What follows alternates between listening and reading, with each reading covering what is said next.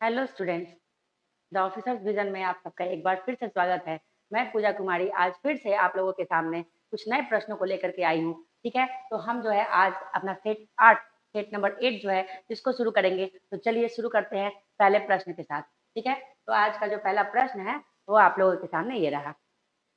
1953 में गठित राज्य पुनर्गठन आयोग के सदस्य निम्नलिखित में से कौन नहीं थे? ठीक है, प्रश्न जो है ये क्या कह रहा है, 1953 में जो राज्य पुनर्गठन आयोग का गठन हुआ था, तो उसके सदस्य इसमें से कौन नहीं थे? ठीक है, तो जो आंसर आपका हो जाएगा वो हो जाएगा इनमें से कोई नहीं, यानी कि ये सभी जो हैं ये क्या थे, ये सभी सदस्य थे। ठीक है, और ये न्यायाधीश फजल अली इस जो आयोग गठन हुआ था, इस आयोग के क्या थे, ये अध्यक्ष थे, और इसीलिए इनके नाम पर भी इस आयोग को हम जानते हैं फजल अली आयोग। ठीक है, कब इस आयोग गठन हुआ? 1953 में। ठीक है, इसने अपनी रिपोर्ट पेश की 1955 में। ठीक है, और उसके साथ बाद जो है 1956 में भारत का एक बार फिर से पुनर्गठन किया गया 14 राज्यों और 6 राज्य संघ में। चलिए, तो अगला प्रश्न हम लोग देखते हैं क्या है। लंदन में सर कर्जन वाइली की हत्या, है ना, किसने की? ठीक है, तो इसका जो जवाब हो जाएगा वो हो जाएगा मदन लाल धिंगरा, है ना। कब की इसने हत्या? तो 1909 में। ठीक है, कब हत्या की? 1909 में हत्या की। ठीक है, 1909 में लंदन में ही इसने हत्या की, और लंदन में एक संगठन था जिसका नाम था इंडिया हाउस। इंडिया हाउस, ठीक है, श्यामजी कृष्ण वर्मा के द्वारा ये संगठन स्थापित किया गया था। किसके द्वारा? श्यामजी कृष्ण वर्मा के द्वारा। और ये मदन लाल ढींगरा जो है इससे ये जुड़े हुए थे। अगर हम बात करें उधम सिंह की, है ना, तो उधम सिंह ने क्या किया था? गोली मारी थी किसको? उधम सिंह ने माइकल ओ डायर, है ना, माइकल ओ डायर को गोली मारी थी। क्यों मारी थी? तो जालियांवाला बाग हत्याकांड जो हुआ था 1919 में, इसके वजह से। ठीक है, खुदीराम बोस, खुदीराम बोस, तो मुजफ्फरपुर बम कांड जो था 1908 का, 1908 का मुजफ्फरपुर बम कांड। ठीक है, तो इसमें जो है इनके साथ एक और व्यक्ति शामिल थे। क्या नाम था उनका? प्रफुल्ल, प्रफुल्ल चाकी, है ना। इन दोनों ने मिल करके मुजफ्फरपुर में जो है बम फेंका था। किसके ऊपर?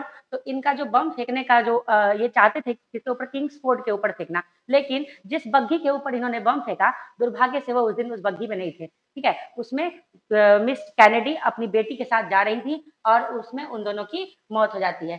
बाद में क्या होता है? खुदीराम बोस को फांसी दे दिया जाता है, और प्रफुल्ल चाकी जो है ये भागने की कोशिश करते हैं, और जब इन्हें ऐसा लगता है, जब ये मोकामा घाट पर थे, तो इन्हें ऐसा लगता है कि ये चारों तरफ से पुलिस से घिर चुके हैं, अब जो है यहाँ से वो बच नहीं पाएंगे। तो इन्होंने क्या किया? इन्होंने सोचा कि पुलिस के हत्थे चढ़ने से अच्छा है ये स्वयं को ही क्या करें, गोली मार ले, और ये फिर क्या करते हैं, अपने रिवॉल्वर से खुद को गोली मार लेते हैं। चलिए, भगत सिंह जानते ही होंगे आप लोग, है ना। भगत सिंह 23 मार्च 1931, है ना, सुखदेव और राजगुरु के साथ इनको फांसी दी गई थी। चलिए, अगला सवाल देखते हैं। भारत की सबसे लंबी नहर कौन सी है ना। सबसे लंबी नहर की अगर बात की जाए तो ये हो जाएगा आपका इंदिरा गांधी नहर, है ना। इंदिरा गांधी नगर नहर कहाँ? ये राजस्थान। इसको राजस्थान नहर के नाम से भी जाना जाता है। क्या इसका उद्देश्य था इस नहर को बनाने का? ठीक है, तो ब्यास नदी से निकाला गया था इसको, हरिकेश बैराज स्थित है वहां, है ना, और उसको उसका पानी जो है, जो पश्चिमी राजस्थान का जो सूखा क्षेत्र है वहां तक पहुंचाने की कोशिश से की गई थी। चलिए, शारदा नहर की बात करें, कहाँ है ये? शारदा नहर यूपी में है। काली नदी, जिसको हम लोग शारदा नदी के नाम से जानते हैं, वो उसी पे ये नहर है। बकिंघम नहर की बात करें, साउथ इंडिया में कोरोमंडल जो तट है, कोरोमंडल, उसके ये साथ साथ जो है ना ये चलती है, और सबसे लंबी जो है नहर है भारत की, जिसमें कि नेविगेशन होता है, यानी कि नौकायान यहाँ पे होता है। चलिए, अगला सवाल देखते हैं। बरौनी तेल शोधक संयंत्र जो है ये कहाँ स्थित है? बरौनी तेल शोधक संयंत्र की बात करें तो ये बिहार में स्थित है। कब इसकी स्थापना हुई थी? तो 1964 में स्थापना हुई थी, 1964 में, और ये देश को डेडिकेशन मतलब डेडिकेटेड किया गया था कब? 1965 में। किसके सहयोग से बना था? तो यूएसएसआर के सहयोग से। ठीक है, उत्तर प्रदेश में बात करें तो मथुरा रिफाइनरी उत्तर प्रदेश में है। उत्तराखंड में कोई भी ऑयल रिफाइनरी नहीं है। गुजरात में जामनगर, है ना, जामनगर ऑयल रिफाइनरी यहाँ देखने को मिलता है। चलिए, अगला सवाल देखते हैं। विदेश में राष्ट्रीय ध्वज पहली बार किसने फहराया था, है ना। विदेश में राष्ट्रीय ध्वज जो है फहराने के लिए जानी जाती हैं मैडम भिखाजी कामा। इन्होंने विदेश में सबसे पहले राष्ट्रीय ध्वज को फहराया था। कहाँ फहराया था? तो जर्मनी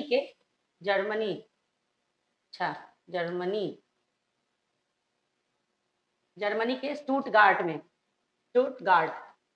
यहाँ पर, ठीक है, जर्मनी के स्टुटगार्ट में। और इनको हम लोग मदर ऑफ इंडियन रिवॉल्यूशन के नाम से भी जानते हैं, भारतीय क्रांति की जनक, ठीक है। चलिए रास बिहारी बोस के बारे में देखते हैं।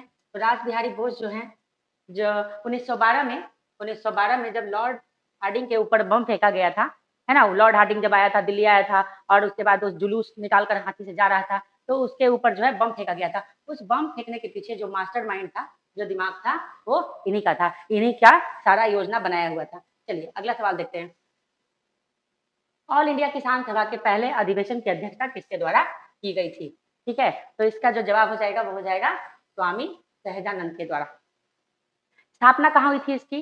तो लखनऊ में, है ना।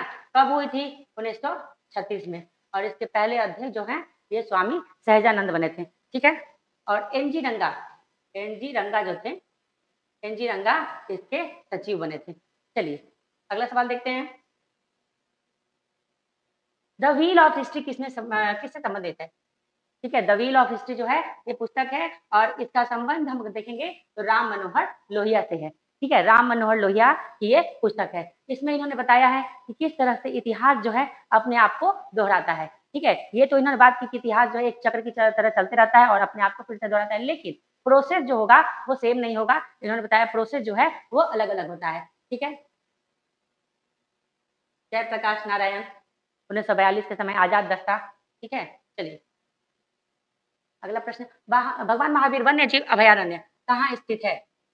तो इसका जो आंसर हो जाएगा वो हो जाएगा गोवा। कहाँ हो जाएगा? गोवा। राजस्थान की बात करें, घाना पक्षी अभयारण्य, केवला देव, है ना, ये सब जो हमको भरतपुर, ये सब राजस्थान में देखने को मिलता है। बिहार में बात करें, गोगा बिल है, इसके साथ साथ और क्या है, नागी नकटी देखने को मिलता है, ठीक है। ये सारे बिहार में स्थित है। अब आप जो है एक प्रश्न बताइएगा, कमेंट बॉक्स में आप लोग जो है इस प्रश्न का उत्तर दीजिएगा कि मध्य प्रदेश में कौन कौन से वन्य जीव अभयारण्य स्थित हैं, ठीक है। चलिए आगे देखते हैं अगला सवाल। निम्नलिखित में से कौन सा राज्य बाजरे का सर्वाधिक उत्पादन करता है? तो जो आंसर हो जाएगा वो हो जाएगा राजस्थान, है ना। राजस्थान, भारत में जो मोटे अनाज की उपज है वो यहाँ राजस्थान में सबसे ज्यादा देखने को मिलती है और बाजरे का सर्वाधिक उत्पादन जो है वो राजस्थान में होता है। चलिए अगला प्रश्न देखा जाए। राष्ट्रीय मानवाधिकार आयोग की स्थापना कब हुई, ठीक है। इसकी स्थापना की अगर हम बात करें तो इसकी स्थापना 1993 में हुई। कब हुई? 1993 में, ठीक है। चलिए अनुशीलन समिति की एक शाखा पटना में किसके द्वारा स्थापित की गई थी? अनुशीलन समिति की बात किया जा रहा है, मतलब यहाँ किया जा रहा है, ये बताया जा रहा है पटना में किसके द्वारा स्थापित किया गया। तो ये जो आंसर हो जाएगा वो हो जाएगा सचिंद्रनाथ सान्याल के द्वारा, ठीक है। कब किया गया? 1913 में। पटना में कब किसके द्वारा स्थापित की गई, यानी कि पहले भी इसकी शाखा या फिर इसका जो मेन ब्रांच था वो बन चुका था, तो वो हम देखते हैं पी मित्तर के द्वारा। कहाँ पर? कलकत्ता में 1902 में, ठीक है, इसकी स्थापना हो चुकी थी। अगला सवाल देखते हैं।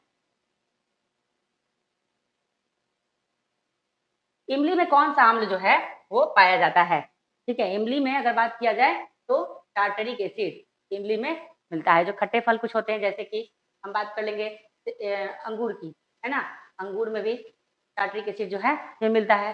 लैक्टिक एसिड की बात करें तो दूध में मिलता है ना, दूध में, खट्टे दूध में मिलता है। मेथनोइक एसिड और फॉर्मिक एसिड ये दोनों एक ही है। मेथनोइक एसिड को फॉर्मिक एसिड भी कहा जाता है। कहाँ मिलता है? चींटी का डंक किसके साथ साथ? बिच्छू के डंक में, है ना, बिच्छू के डंक में। किसके साथ? और कहाँ? मधुमक्खी के डंक में ये हमको फॉर्मिक एसिड या फिर मेथनोइक एसिड जो है वो पाया जाता है। चलिए अगला सवाल देखते हैं। निम्नलिखित आंदोलन में से किसका नेतृत्व लौह पुरुष द्वारा किया गया था? तो चलिए एक एक करके देख लेते हैं। खादी खेतिहरों के समर्थन में सत्याग्रह, गुजरात, तो ये तो नहीं है। ये कौन सा है? ये हो जाएगा खेड़ा आंदोलन। कब हुआ था? 1918 में। ठीक है। कपास मिलों के कर्मचारियों का सत्याग्रह अहमदाबाद, यानी अहमदाबाद मिल स्ट्राइक, ये भी हुआ था 1918 में, लेकिन ये भी इससे संबंधित नहीं है। ये हो जाएगा आंसर आपका बारडोली। बारडोली सत्याग्रह गुजरात में कब हुआ था? 1928 में हुआ था। ठीक है। और इसी सत्याग्रह में वहां की महिलाओं के द्वारा, ठीक है, वहां की महिलाओं के द्वारा जो हमारे लौह पुरुष है, जिनको कहते हैं सरदार वल्लभ भाई पटेल, उनके नाम के आगे सरदार लगाया मैंने, है ना, तो उनको, उनका जो नाम था वल्लभ भाई पटेल, उनको सरदार की उपाधि दी गई थी इसी सत्याग्रह के दौरान। चलिए अगला सवाल, मगध एवं अंग के मैदान निम्नलिखित में से किसके हिस्से हैं? मतलब किस निम्नलिखित में से, अच्छा, किस हिस्से में आते हैं? क्या हो जाएगा? निम्नलिखित में से, अच्छा, किसके हिस्से हैं? ठीक है, तो इसका हम जवाब जो देखेंगे ये हो जाएगा क्या?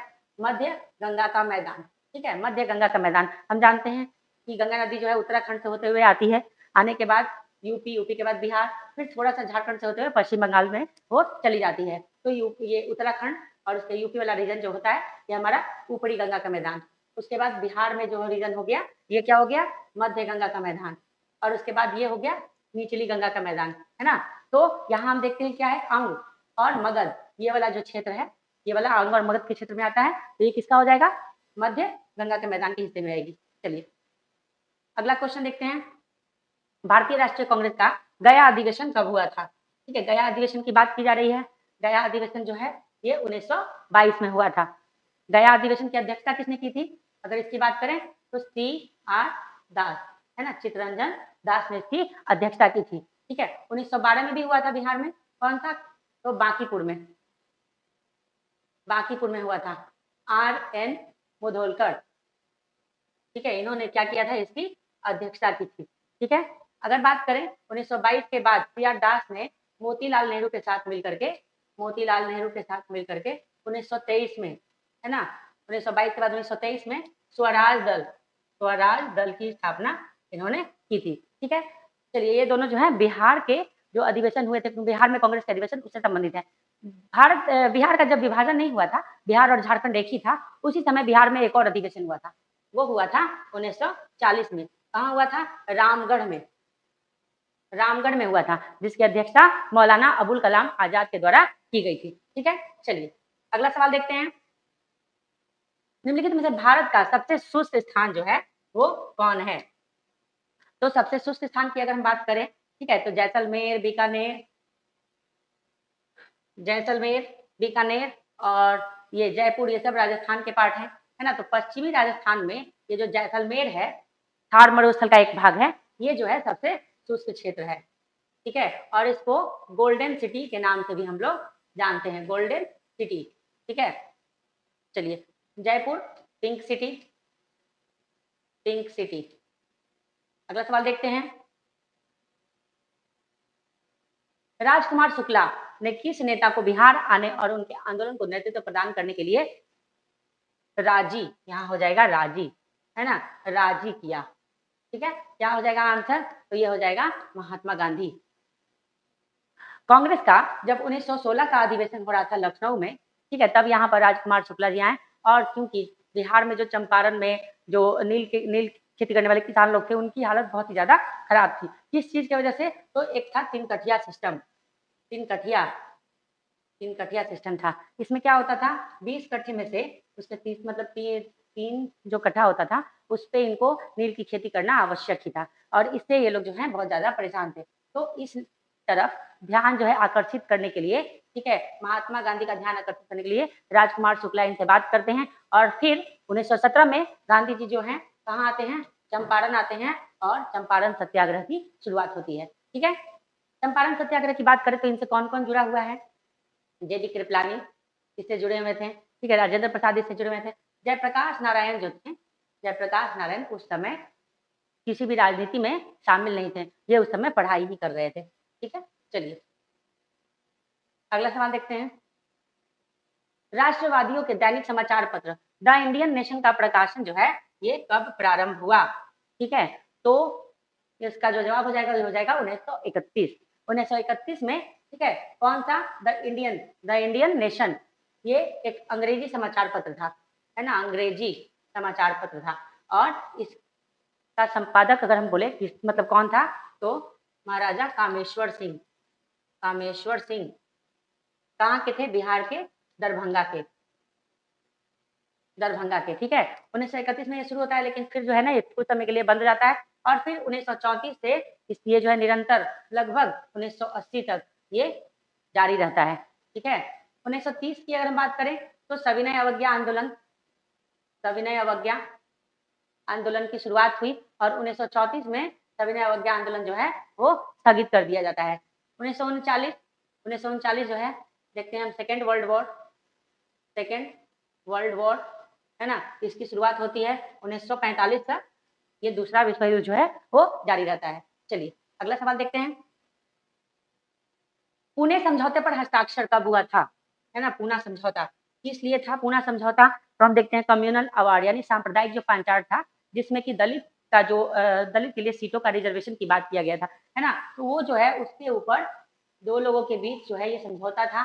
कहाँ पर हुआ था? कब साइन हुआ था? 24 सितंबर 1932 को। महात्मा गांधी है ना, उस समय पुणे की यरवदा जेल में थे, यरवदा जेल में थे।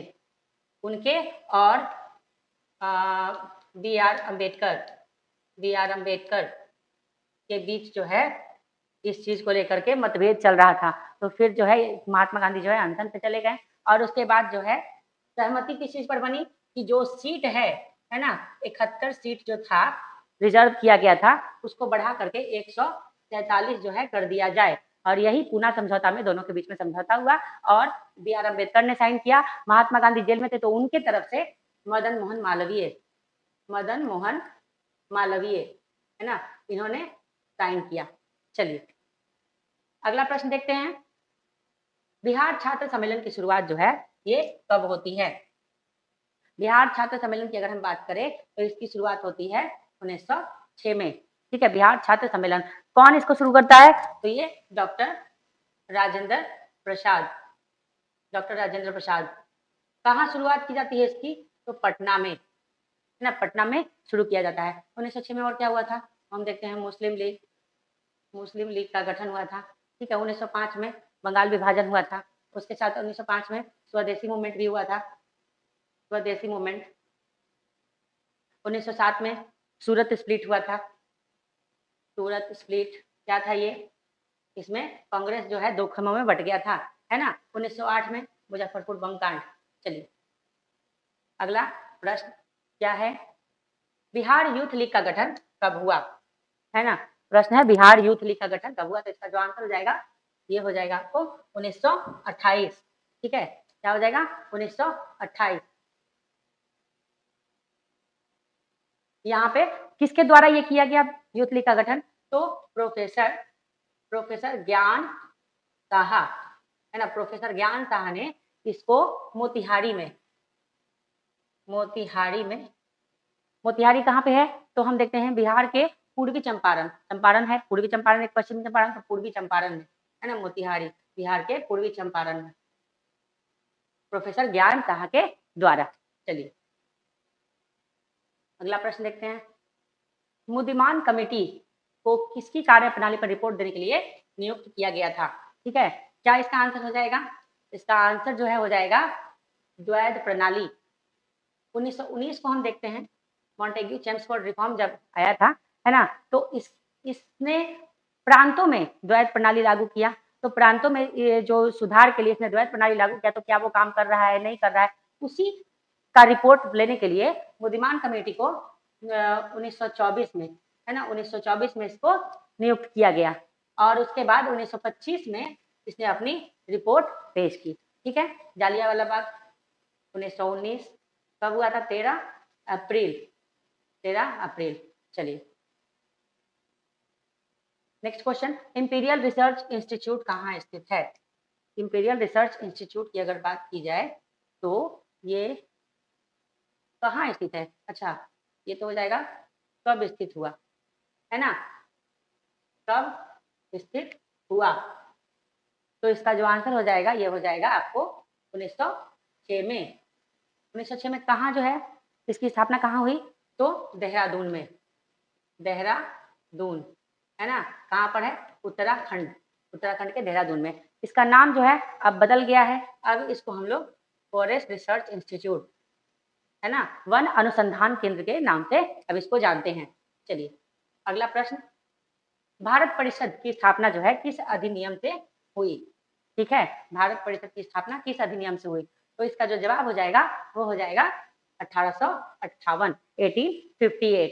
ठीक है, 1857 का जो क्रांति हुआ उसके बाद से फिर क्या हुआ, अब लगा कि ब्रिटिशर्स को लगा कि अब जो है अगर हम थोड़ा बहुत जो है राजनीति में भागीदारी नहीं देंगे, ठीक है, तो फिर जो भारतीय हैं ये और ज्यादा जो है संग्राम जो है जारी रख सकते हैं।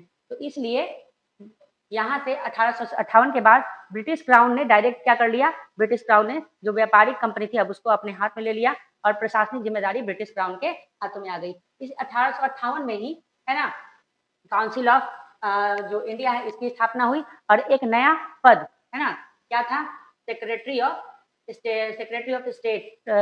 स्टेट ऑफ इंडिया, यानी कि भारत के राज्य सचिव, उसकी नियुक्ति की बात इसमें की गई। ठीक है, तो अब जो है आप लोग एक प्रश्न मुझे बताइएगा, उसका उत्तर आप लोग के लिए ये प्रश्न है कि ऐसे भारत का जो पहला राज्य सचिव था उसका नाम क्या था? ठीक है, कमेंट बॉक्स में आप लोग जरूर इसका आंसर दीजिएगा। चलिए अगला क्वेश्चन देखते हैं, ड्राफ्टिंग कमेटी के अध्यक्ष जो हैं कौन थे? ड्राफ्टिंग कमेटी किस चीज से संबंधित है? तो संविधान सभा से संबंधित है, संविधान बनाने के लिए। हिंदी में उसको क्या बोलते हैं, प्रारूप समिति, है ना। तो उसके अध्यक्ष की अगर हम बात करें तो BR अम्बेडकर जो हैं वो उसके अध्यक्ष थे। ठीक है, इस कमिटी में यानी इस समिति में टोटल कितने मेंबर थे? तो इसमें टोटल 7 सदस्य थे। ठीक है, इसमें टोटल 7 सदस्य थे। चलिए अगला प्रश्न देखा जाए, निम्नलिखित में से कौन भारतीय संविधान की विशेषताएं हैं? भारतीय संविधान की विशेषता की बात की जा रही है तो धर्मनिरपेक्षता ये तो है ही, समाजवाद है ही, गणतंत्र ये है ही, है ना। तो ये जो ABC तीनों है तो आंसर क्या हो जाएगा हमारा, D हो जाएगा। ये सभी जो है भारतीय संविधान की विशेषताएं हैं। जब हमारा संविधान बना था तो हमारा संविधान का जो प्रस्तावना था तो उसमें पहले धर्मनिरपेक्ष और समाजवाद वाले जो ये जो शब्द हैं वो उसमें शामिल नहीं थे। बाद में 42वां संविधान संशोधन 1976 में हुआ और फिर उसमें जो है इस दोनों शब्द को इसको शामिल किया गया। ठीक है, चलिए अगला सवाल देखते हैं, भारतीय संविधान के स्रोतों के बारे में बताएं, कहां से जो है क्या लिया गया है? तो संसदीय प्रणाली की अगर हम बात करें तो ब्रिटेन बिल्कुल सही है। मौलिक अधिकार कहां से लिए गए हैं? तो अमेरिका, ये भी बिल्कुल सही है। नीति निर्देशक तत्व आयरलैंड से लिए गए हैं, ये भी बिल्कुल सही है। यानी कि इसमें क्या आंसर हो जाएगा, सभी, है ना, ये इसका आंसर हो जाएगा। चलिए अगला सवाल, क्योटो प्रोटोकॉल कब लागू हुआ था? यहाँ क्या क्वेश्चन पूछ रहा है, कब लागू हुआ था? तो इसका जो जवाब हो जाएगा वो हो जाएगा 2005। अगर सवाल थोड़ा सा बदला हुआ रहता, इसमें पूछता कि क्योटो प्रोटोकॉल जो है कब जो है हुआ था, लागू की, यहाँ पे लागू अगर ना लिखा रहे तो फिर जो आंसर हो जाएगा वो हो जाएगा ये 1987 में, सॉरी 97 में। जापान के क्योटो जो शहर है वहां पे सम्मेलन हुआ और वहां पर जो ग्रीन हाउस उत्सर्जन हो रहा है उसको कम करने के लिए, जैसे कि कार्बन डाइऑक्साइड और मीथेन, इसको कम करने की बात की गई कि इसको हम लोग चरणबद्ध तरीके से क्या करेंगे, कम करेंगे। और 1997 में यहाँ पे साइन हुआ, लेकिन लागू कब किया गया इसको, 2005 में। चलिए अगला सवाल, 1988 में राजीव गांधी द्वारा प्रस्तावित एक्शन प्लान किससे संबंधित है? तो प्रश्न जो है उसका उत्तर क्या हो जाएगा, उसका उत्तर हो जाएगा सूचना प्रौद्योगिकी नहीं, नाभिकीय निशस्त्रीकरण से। क्या हो जाएगा, नाभिकीय निशस्त्रीकरण से। क्या है ये नाभिकीय निशस्त्रीकरण? तो राजीव गांधी ने बात की थी कि ये जो पूरा विश्व है इसमें जो भी परमाणु शक्ति से संपन्न जो देश हैं और या फिर जो नाभिकीय यहाँ पर ऊर्जा है उसको हम लोग क्या करेंगे, परमाणु उसको हम लोग निशस्त्रीकरण पर की ओर जाएंगे और इसको हम चरणबद्ध तरीके से लागू करेंगे, मतलब इसको स्टेज में, है ना। तो अब तक जो है इसको लागू करने की बात जो है सबसे पहले 1988 में राजीव गांधी के द्वारा की गई थी। अगर हम पर्यावरण सुरक्षा की बात करें तो पर्यावरण सुरक्षा को लेकर के जो सबसे पहला कदम उठाया गया था तो वो था 1972 में वन्य जीवों के लिए, वन्य प्राणियों के संरक्षण की यहाँ पे बात की गई। 1974 में जल के लिए अधिनियम लाया गया जिसमें जल को प्रदूषण से बचाना और जल को, वाटर को कंजर्व करने की बात की गई। ठीक है, और सबसे जो मेजर जो आया बात वो 1986 में आया, पर्यावरण के लिए जो है ना जो प्लान बना पर्यावरण सुरक्षा के लिए 1986 में। ठीक है, चलिए अगला सवाल देखते हैं, निम्नलिखित निर्माण कार्यों में कौन सा कुतुबुद्दीन ऐबक से संबंधित नहीं है? ठीक है, क्वेश्चन जो है तो हम देखते हैं कुव्वतुल इस्लाम ये तो संबंधित है। 2.5 दिन का झोपड़ा ये भी संबंधित है, कुतुब मीनार भी। ये जो आपका आंसर है ये हो जाएगा सुल्तानगढ़ी का मकबरा। ठीक है, ये जो है किसने बनवाया था? तो ये हम देखते हैं इल्तुतमिश ने। इल्तुतमिश के बेटे की, बड़े बेटे की मृत्यु हो गई थी और उसी की याद में उसने सुल्तानगढ़ी का मकबरा जो है ये बनवाया था। ठीक है, अभी कुतुब मीनार कहाँ है? दिल्ली में है। इसकी शुरुआत जो है ये तो किसने की थी? कुतुबुद्दीन ऐबक ने, लेकिन बाद में इसका जो निर्माण का कार्य है उसको इल्तुतमिश ने पूरा किया था और बाद में इसकी मरम्मत का कार्य जो है फिरोज शाह तुगलक के द्वारा भी किया गया था। 2.5 दिन का झोपड़ा राजस्थान के अजमेर में है ना? कुव्वतुल इस्लाम ये जो मस्जिद है ये जो है कुतुब मीनार के परिसर में ही है ना? यहीं पर दिल्ली में स्थित है। ठीक है, तो ये जो है आज का सेशन का टोटल 30 क्वेश्चन जो है ये कंप्लीट हुआ और अब हम लोग अगले सेशन में फिर से मतलब कि मिलेंगे आप लोगों से कुछ नए प्रश्नों के साथ, कुछ क्या 30 नए प्रश्नों के साथ और उन 30 प्रश्नों में जो है और भी ज़्यादा प्रश्न के बारे में मैं आपको बताती हूँ, उसके ऑप्शन से भी जानकारी देती हूँ। ठीक है, तो आप लोग जो है अगर आप लोग को अच्छा लगता हो, ये सेशन समझ में आता हो, क्वेश्चन जो है अच्छे लगते हों, तो आप लोग जो है हमारे सेशन को ज़रूर से ज़रूर लाइक कीजिए, शेयर कीजिए और सब्सक्राइब कीजिए और तब तक के लिए नमस्कार।